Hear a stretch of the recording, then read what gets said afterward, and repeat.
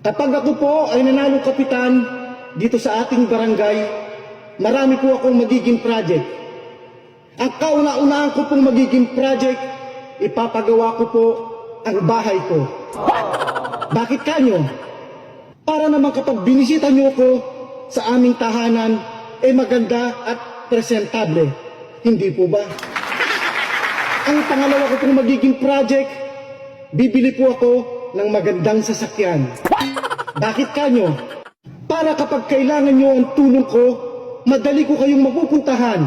Hindi na po maglalakad ang inyong kapitan. Ang pangatlo ko pong magiging project, bibili po ako ng bagong cellphone. Yung latest po, iPhone 15 Pro Max. Bakit kanyo? Para kapag ako'y tinawagan nyo or kaya'y tinext, madali ko po kayong ma-replyan o masagot dahil latest po ang cellphone ng inyong kapitan. At ang pang-apat ko pong magiging project, ipapagawa ko po ang ngipin ko. Ipapabrace ko po or kaya ipapabineers.